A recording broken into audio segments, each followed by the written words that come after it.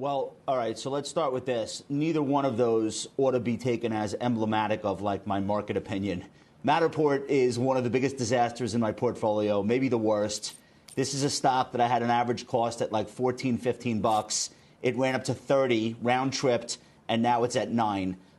It has not done well, and I look at a lot of the selling I see there, and I can only conclude that some of it is forced selling from momentum players or high-growth tech funds that are being redeemed. So I'm adding a little bit there and bringing my average cost a little bit lower. I never thought I'd have this opportunity, but a lot of things happened that I never thought would happen. So that has nothing to do with how I feel about the overall market. Dutch Bros is the complete opposite. This is one of the strongest stocks in the tape right now.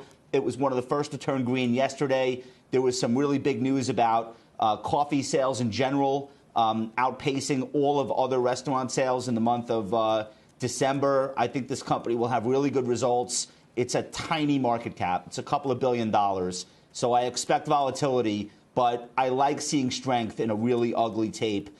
So I couldn't help myself. It's a brand new position, and I'm really just starting to buy for the first time and get my feet wet there. So that being said, I agree with both of hold on. I agree with what both Lebenthal and Weiss had to say. I think to Jim's point, you don't have to buy the bottom, but you can start doing constructive things, whether or not you think the overall market is going straight up. A lot of people are going to be disappointed when we don't get that immediate gratification that we've all become accustomed to over the last couple of years. I don't think we're going to get it, but that doesn't mean there aren't stocks that are buys.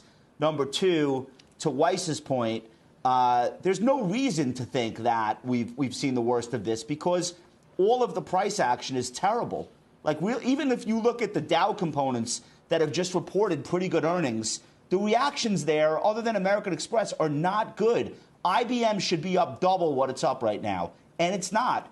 And the reason why that matters is because we're going to get Microsoft and Apple this week. I think both of them are going to have incredible earnings reports. If the market doesn't care, that's really not a great sign for where risk appetite is.